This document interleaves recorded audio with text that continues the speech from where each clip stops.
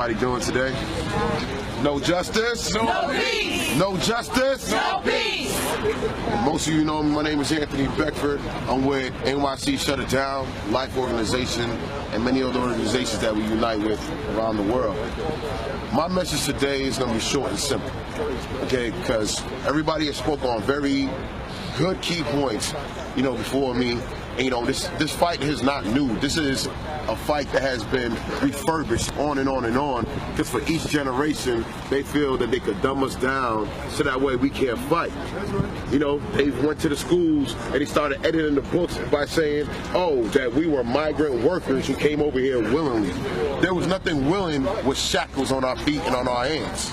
Okay, we came to this land that was already purged by the colonies that came and actually did what they wanted to do, which is cultivate the land for their own purpose, no matter who was here. So definitely shout out to my native brothers and sisters who basically had their lives taken away because of that. But in the meantime, they went around to different sectors of the world and picked up slaves to basically come here and cultivate the land for free and also as indentured. Now, the sister here talked about the 10,000 Asian Americans that stood out here supporting Peter Liang on the other day. I was amongst the 20 that was out here fighting against the injustice that they were basically supporting. Now, for the fact that 20 could take on 10,000 shows you the power of our people. It shows you the power of unity. Okay? Everybody out there, media, politicians, stuff like that, use us for their agendas. They use us to divide us because in unity we have power. I'm going to tell you one thing, you will never divide us because a lot of us are woke and a lot of people are now waking up. When you got babies out there saying no more injustice, when you got grandparents out there saying why do my children have to keep on dying, when you got my generation out here saying why do we have to keep on fighting, you know that enough is enough and we're tired of it. Because slavery didn't just go on for 400 years. The modern oppression has been going on for a lifetime. And it's been from those colonists. It's been basically from our people who call themselves the model minority. A model minority is nothing but a house slave. And Malcolm X said it himself. A house slave would go out there while his master's house is on fire, and master would say, my house is on fire, and the master will run, but the house slave will try to risk his life to put that flame out.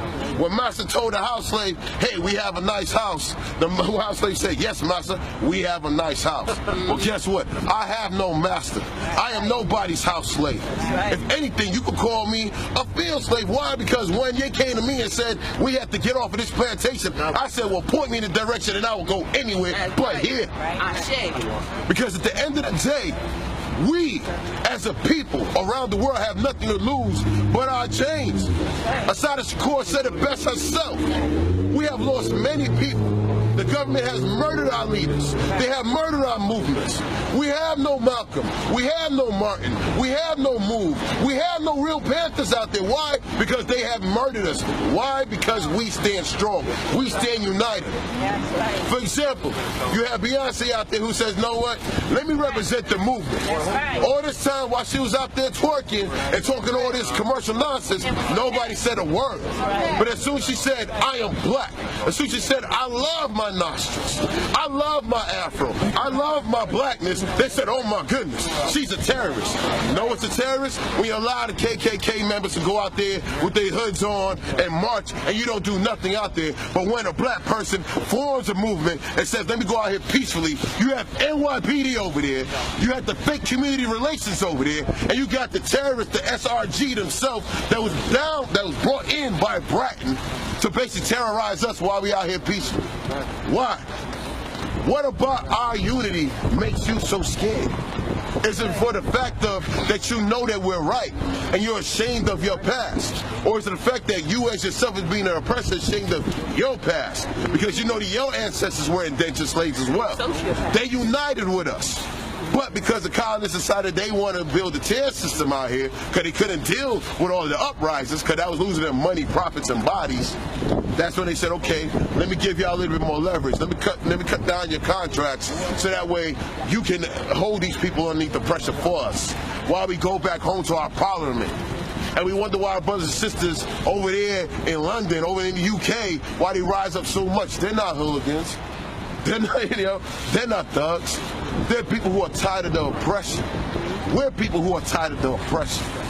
I have 5 children, and I'll be damned if they're raised in this slave system. I myself be damned if I continue living in this slave system. Because to this day, I am going to tell the world, I am free. We are free. Now you may look at me and say, well, he's just another angry black man. I'm not angry, I'm just frustrated. I'm tired. Okay? This system here has been bleeding us for too long. Too long. We've lost Eric Garner. We lost Trayvon Martin. We lost India Kager. We've lost Walter Scott. We lost Freddie Gray. Mike Brown. Emmett Till. Countless people. Why? Because the system will not hold itself accountable. You can't ask the police to police themselves, but you can ask us as the people to police them and set them straight. Let them know that we are tired of it and they need to get out of our communities because we'll handle our own. We don't need them out there killing us. We don't need our babies laying in a pine box. We don't need our fathers and our mothers laying in a pine box at all. No more. No more. The silence has gone on too long. The slavery has gone on too long. The oppression has gone on too long. And a message to all the complacent people out there: be complacent all you want, but you're also held accountable for the actions of the system, because your silence is a direct, and I'm going to repeat it again, it's a direct acceptance of the corruption. And your silence is no longer acceptable out there. Because while we're breaking our backs for your freedom, you jump on our coattails to reap the benefits of it. No longer.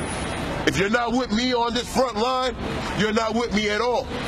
Simple as that. Because at the end of the day, I know who I bleed for. I know who I trust. Because at the end of the day, we're fighting the genocide while you're allowing it. And it's not happening anymore. If you have privilege, use that privilege to help the fight. If you have status, use that status. Because at the end of the day, I'm going to tell you one thing. You may think because your career and you think because of the amount of money you make that they love you. No. They love what you can do for them, and they love the money that you can spend on them. That's it. No justice. No peace.